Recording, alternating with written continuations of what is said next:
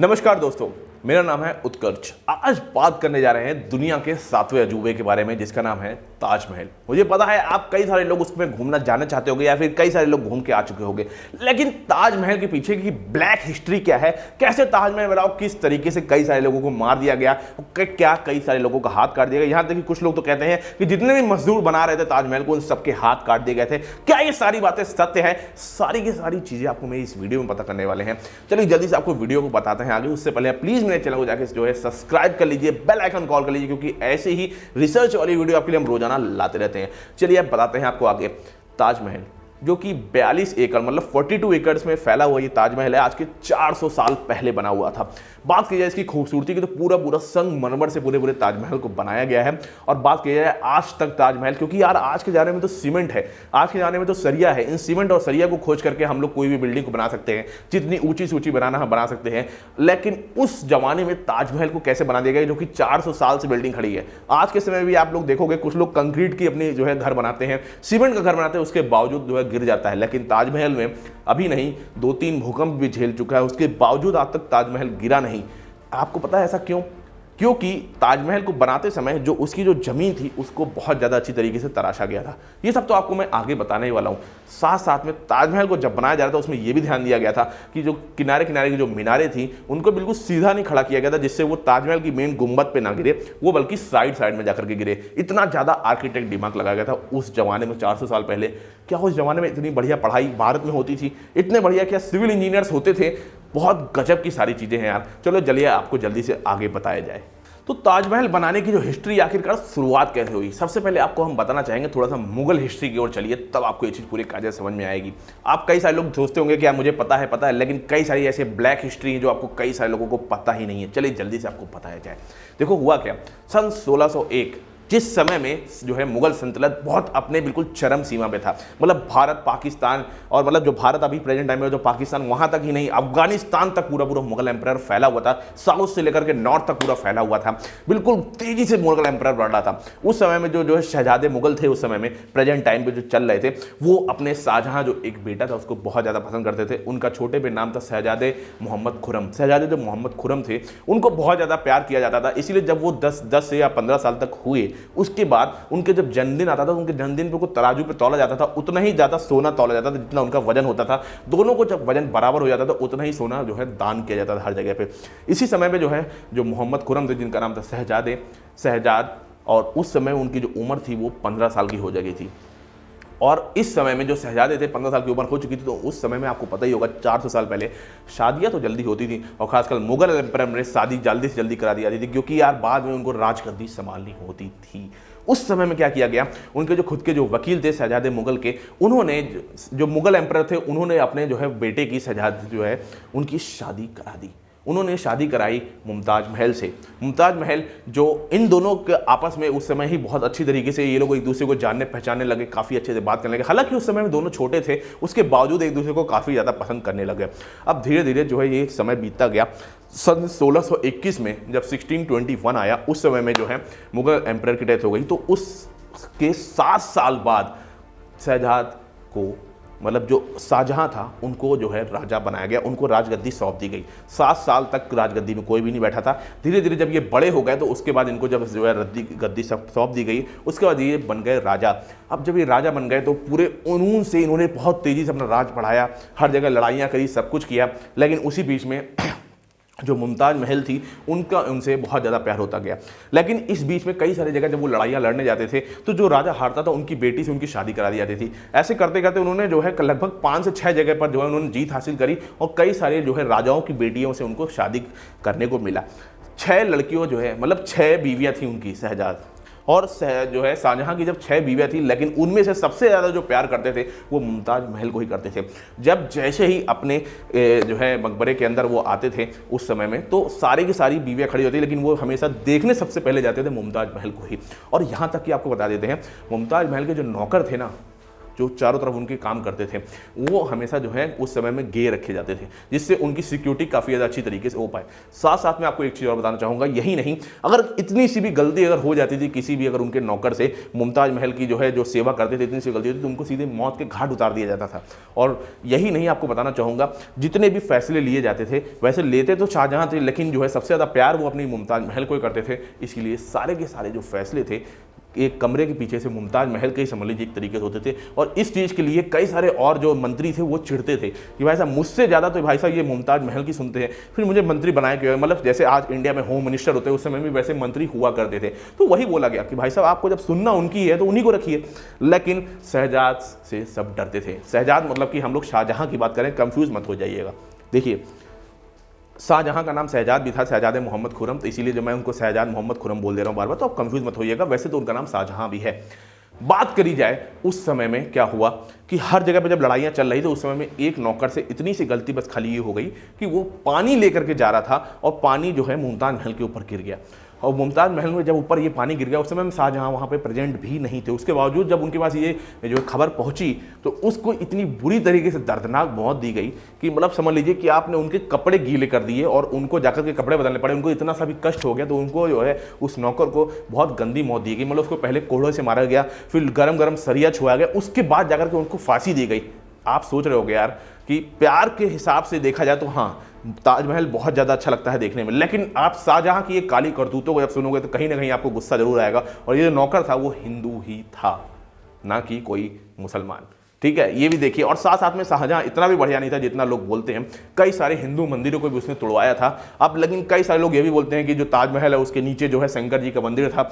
यहाँ तक कि सुप्रीम कोर्ट में जो है इसके लिए जो है कोटेशन भी दाखिल करी गई थी कि प्लीज़ इसको जांच कराइए। लेकिन हाँ, सुप्रीम कोर्ट ने इसको बैन कर दिया क्योंकि दुनिया का 7वां अजूबा है। तो हमारे मन में भी रिस्पेक्ट है कि ऐसा नहीं होना चाहिए कि भाई साहब कोई भी चीज़ को आप हिंदू मंदिर घोषित कर दो, उसको तोड़वा दो। ऐसा मैं बिल्कुल भी अपोज करता हूँ इस चीज़ को। ऐसा बिल्कुल भी नहीं होना चाहिए क्योंकि यार मुझे भी ताजमहल अच्छा लगा था जब मैं गया था घूमने 2012 में। अब बातें मेन टॉपिक पे अपने शाहजहाँ की बात करी जाए तो देखिए अपने क्रूरता पे भी वो ज़्यादा चल रहा था, लेकिन खाली प्यार की बात करिए तो खाली उसकी प्यार के बाद उनकी खाली अपनी बीवीज होती थी। बाकी और प्रजा के लिए वो क्रूर ही माना जाता था, खासकर हिंदू प्रजा के लिए खासकर बहुत ज़्यादा क्रूर माना जाता था। कन्वर्ट कराना, हिंदू से मुसलमान में कन्वर्ट कराना, खासकर जो उनकी जो वाइफ्स होती थी उनको अपहरण करा लेना और उनको मुसलमान लोगों से शादी करा देना। लड़कियां जो होती थी उनको पैदा होते ही उनसे छीन लेना और बाद में उनको मुसलमान लड़कों से शादी करा देना। ये सब चीज़ें बहुत ज़्यादा चली थी शाहजहाँ के ज़माने में। अब धीरे धीरे करते करते करते करते समय बीतता गया और 10 साल हो गए। आप शाहजहाँ को कहीं पर एक जगह पर लड़ाई हो गई तो वहाँ पर उनको जाना पड़ा।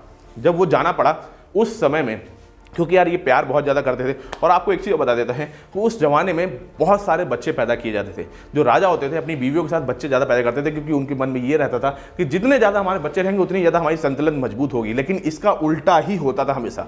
जितने ज़्यादा बच्चे होते थे एक दूसरे बच्चे एक दूसरे को मारने में लग रहे थे क्योंकि उनको राजा बनना होता था। और यहाँ तक कि अपने पापाओं तक को मार दिया जाता था।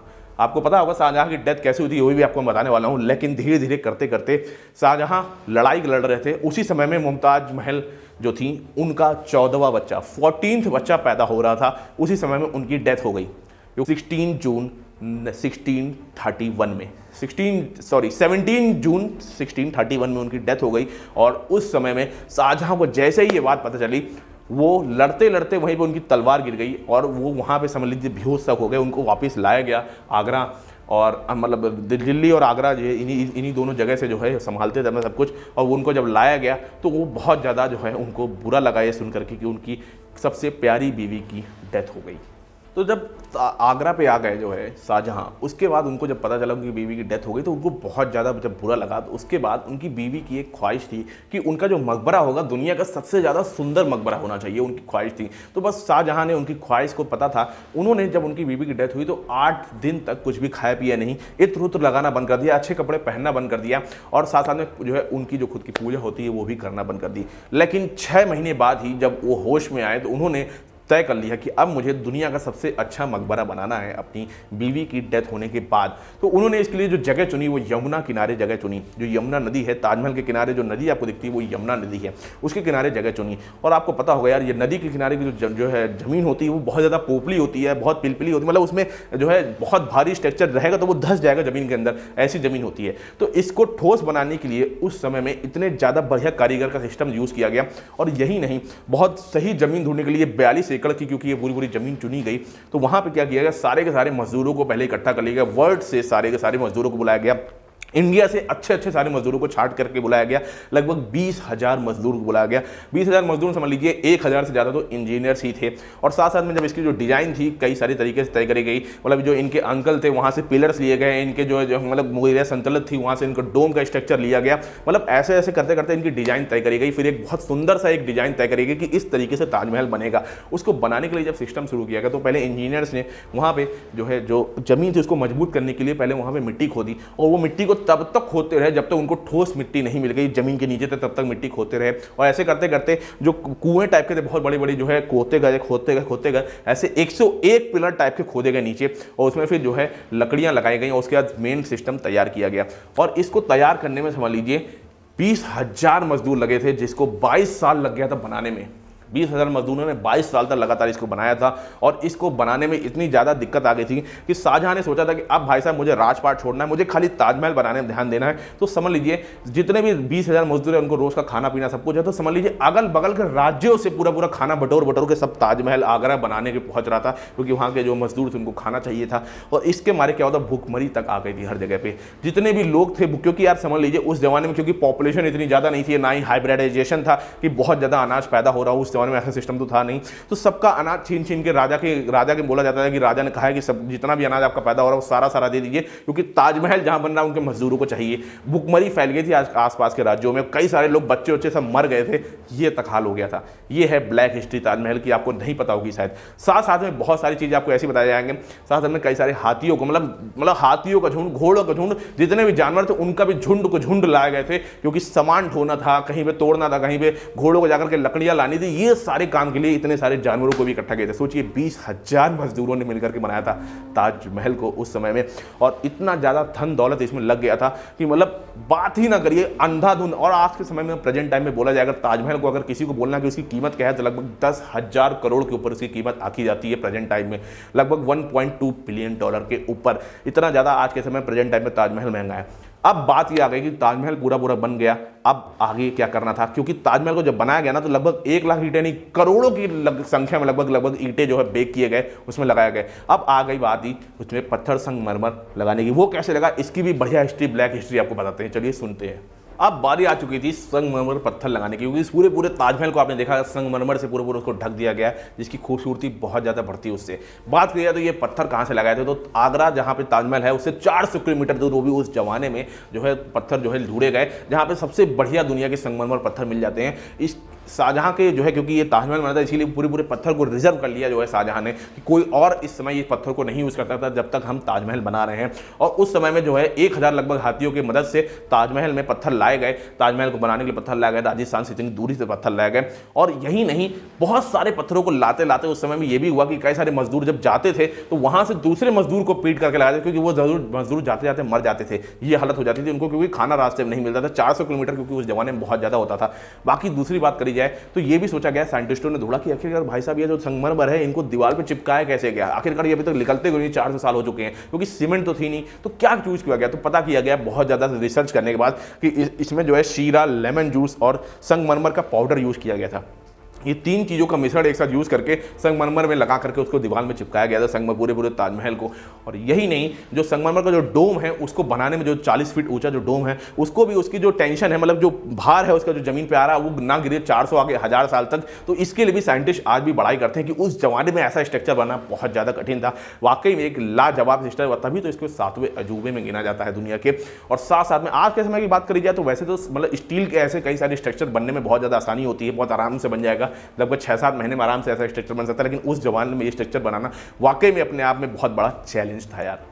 तो अब आखिरकार वो वक्त आ गया जब ताजमहल बन करके तैयार हो गया 1654 में। 1654 में ताजमहल पूरा बन गया। लेकिन उसमें ये हो गया कि यार भाई साहब इतना सारा पैसा लग चुका था ताजमहल की, पूरी जो मुगलिया सल्तनत थी वो डूब चुकी थी। इसके कारण से जो उनका खुद का जो बेटा था औरंगजेब, उसने ताजमहल को अंदर जेल के अंदर बंद कर दिया। सोचिए यार, उनके खुद, मैंने जैसे कि बताया था ना कि भाई साहब 14 बच्चे पैदा तो करते थे लेकिन आपस में खुद में एकता नहीं होती इन सब में। उसने क्या किया, अपने सारे पहले भाइयों को मारा, अपने बाप को मतलब जो शाहजहां था उसको उसको जेल के अंदर बंद कर दिया। यहाँ तक कि जो शाहजहां जिस बेटे को पसंद करता था उसका गर्दन काट करके शाहजहां को सामने उसने पेश तक किया। सोचिए ऐसा कोई करता है? मतलब उसके खुद के बेटे को काट करके गर्दन जो है उसको गिफ्ट कर रहा था जो है जेल में जाकर के। बस खाली एक ही फैसिलिटी जो है दी गई थी शाहजहां को कि जिस जेल में उसको बंद किया गया था वहां की खिड़की से उसको ताजमहल दिखता था। खाली यही एक ही फैसिलिटी दी गई थी। खाना पीना तक नहीं जाता था, पानी तक नहीं जाता, मतलब खाली पानी जरा सा देता था। जब पानी जरूरत होती 10 गिलास की तो खाली 1 गिलास पानी एक दिन में दिया जाता था। इतना ज़्यादा तड़पा रहा था जो है अपने खुद के जो है बाप को औरंगजेब। और यही नहीं, इतना ज़्यादा झेलते आखिरकार जो है 4 साल बाद ही जब मुगलिया सल्तनत जो हो गई तो धीरे धीरे करते शाहजहां बूढ़ा हो गया, उसकी डेथ हो गई 74 ईयर्स में। जब उसकी डेथ हो गई तो अब समय आ चुका था शाहजहां को फिर से अपने बीवी मुमताज महल से मिलने का। लेकिन जब ताजमहल का जो नाम है, ताजमहल भी इसी तरीके से रखा गया क्योंकि उसकी जो बीवी का नाम था वो मुमताज महल था, तो उसके मुमताज महल से ताजमहल नाम रख दिया गया ताजमहल का। अब उसकी जो खुद की जो कब्र है जो है शाहजहां की, वो भी मुमताज महल के बगल में ही उसको दफनाया गया और इस तरीके से खत्म होती है ताजमहल की स्टोरी। लेकिन आप कई सारे लोग सोच रहे होंगे वैसे आपने बोला था कि हाथ काटे गए थे। अभी तक मैंने जितनी भी बुकें पढ़ी, जितनी भी रिसर्च देखा, कहीं भी मुझे ऑफिशियली यही नहीं पढ़ने को मिला कि सारे के सारे मजदूरों के हाथ काट दिए गए थे या किसी भी मजदूर के हाथ काट दिए गए थे। हाँ, कहीं कहीं भी ये जरूर सुना है कि हत्या करवा दी गई थी क्योंकि जो है कुछ लोग जो गलत काम करते थे, जरा सा भी गलत काम होता था, इस चीज़ में तो बहुत ज़्यादा क्रूर था जो है शाहजहां की, हत्या करने में बहुत ज़्यादा आगे था। ये चीज़ तो मैं बोलूँगा। और खासकर कई सारे हिंदुओं को बहुत ज़्यादा तड़पाया जाता था इस चीज़ में। बाकी इस चीज़ का भी कोई प्रमाण नहीं है कि उसके नीचे कोई मंदिर है, इस चीज़ को भी आप भूल जाइए। साथ में 7वां अजूबा हमारे दुनिया का है ये ताजमहल, इंडिया का नहीं दुनिया का 7वां अजूबा है। तो इस चीज़ का हमको गर्व होना चाहिए कि हमारे इंडिया में ऐसी कोई बिल्डिंग है जो पिछले 400 साल से बनी हुई है। बाकी शाहजहां की जो क्रूरता है उसके लिए तो मैं बिल्कुल विरोध करता हूँ कि ऐसा राजा कसम से नहीं होना चाहिए था जो खासकर हिंदुओं को परेशान करता हो। बाकी आपको कैसी लगी ये मेरी पूरी स्टोरी प्लीज़ बताइएगा मुझे कमेंट बॉक्स में, क्योंकि ऐसी ही बढ़िया जरूरी स्टोरी आपके मैं रोजाना रिसर्च करके लाता रहता हूँ। इसीलिए यार चलो जाके सब्सक्राइब कर लो भाई, क्या जाता है, पैसा नहीं लगता। कोई मैं आपसे थैंक्स नहीं मांग रहा हूँ कि मुझे आपको पैसा देना हो। आप प्लीज़ जाकर मेरे चैनल को भाई सब्सक्राइब करिए, कोई पैसा नहीं लगता, बेल आइकन कॉल कर लीजिए, प्लीज़ मेरी वीडियो को सबको शेयर करिए और लाइक भी कर दीजिए। तब तक के लिए नमस्कार।